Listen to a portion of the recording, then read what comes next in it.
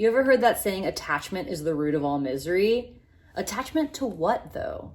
It's the 40-second shadow of expectation that gives way to the gift of detachment and the siddhi of celebration. I'm Molly, you're watching Mirror Readings, and if you'd like to get a Gene Keys reading with me, please visit my website, mirrorreadings.com, and subscribe to this channel to save 15% on all my offerings.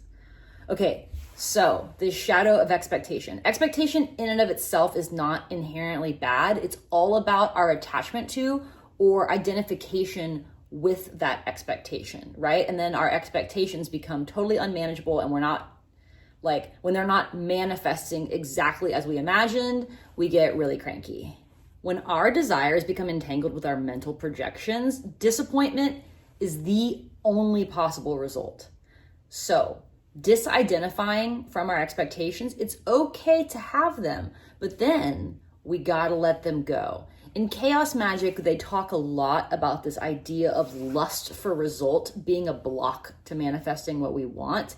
And that's like lusting for result means obsessing about how something is going to manifest. If you've been in the manifesting game for a minute, you know that's not how it works. You got to set the intention and move past it. By the way, it's okay to expect to get what we want. I think that's actually a big part of manifestation. But if we identify with these expectations, not only do we block manifestations, but we don't leave room for life, for the creator, for the great cosmic algorithm, the universe, whatever you want to call it, to slide in and co-create with us. And oftentimes life has better plans for us than we have for ourselves. So how do you get out of this shadow of expectation? It starts with seeing the futility of your own expectation. What's that saying? That man makes plans and God laughs?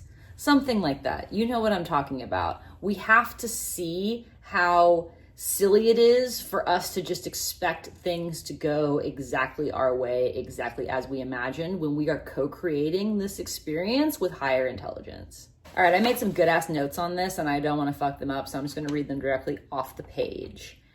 Here we go. This shadow also directly touches upon our fear of death, because we can't know while in human form quite what to expect after we die. Does that hit? I mean, maybe you know, but I don't know. So this creates an underlying anxiety, and we miss out on the truth that death is a cause for celebration. We'll get to the siddhi of celebration in a moment, but this is a preview.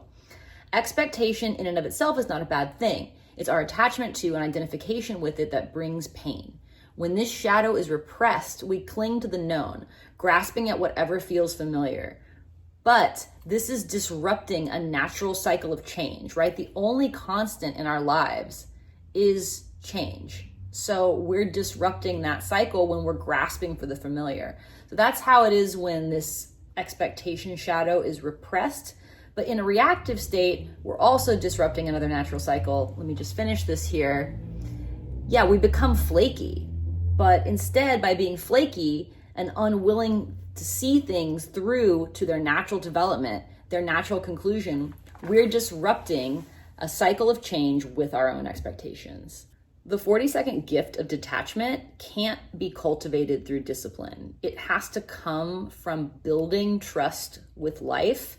And it's something that just kind of starts to dawn upon us. Again, we cannot force it.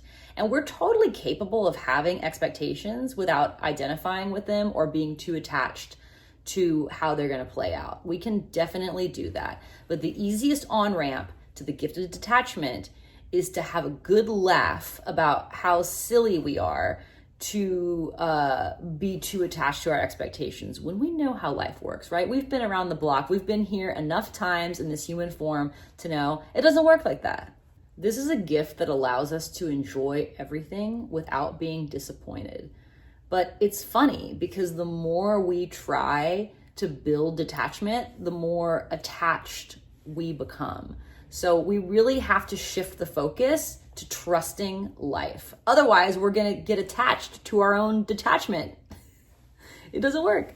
And by the way, being detached does not mean that we don't feel our feelings. We still experience our emotions. We're just not identifying with them. And I just got to read you a line about this in the big book because it's such a banger. Okay, the 40-second gift of detachment. To be detached does not mean to not feel. In fact, if you are truly detached, you will feel more intensely than others because you will not have allowed your expectation, positive or negative, to constrict the event you actually experience. To constrict, right? We can't be pinched off from an experience in this state of detachment. And in fact, Richard Rudd promises that as we cultivate trust in life, right? Not detachment itself. As we build that trust with life and detachment becomes a natural byproduct of it, we can actually enjoy the experience of being disappointed. How about that? The city of celebration is what happens when we realize, and like not just intellectually, but emotionally, spiritually, in an embodied way, that we don't have to take life so seriously. Once that really hits us, of course it's a cause for celebration, right? It's like we're off the hook existentially, spiritually, emotionally, physically, everything, and we can just enjoy life to the fullest extent possible. Richard Rudd says the feeling of this city is like finally getting the punchline of a joke. Like the whole joke of life itself just hits us and there's nothing to do but laugh. He says that a very clear indicator of this city is that everything is funny. And that's like really hard to fathom with all of the terrible shit going on in the world and all the people that are suffering and what we're doing to the environment, blah, blah, blah. It's all so terrible. So it seems like inappropriate to be in joy and to celebrate. But the joke is really on us because our souls chose to come into this world of duality. Like we chose to play this game where like crazy, horrible shit can happen. And like all of the good and all of the bad have to like play out in equal measure. Hopefully we're coming to the end of that soon. I know I'm personally sick of duality and ready to celebrate. We literally collapse the wave function in this 40-second city. We go from being just a passive observer. We have some effect over our lives, but when we're disconnected from the spiritual realm, like we can only do so much, right? So we go from being just the observer in our limited perspective here in human form to also being the observed, right? All these cities have the same trait in that they're a feature of enlightenment. So we move up to this meta layer of awareness and understanding. And once we become both what we're observing and the observer, and we're able to identify with both, we're like, shit, I did this. I came to Earth to play this insane game. And I have to admit, at least I have to admit, I don't know about you, that I'm a little bit over my head down here. So looking forward to embodying the punchline of the great cosmic joke and just being able to laugh at everything that's happening with no guilt or fear or shame about being in joy amidst these persistent horrors.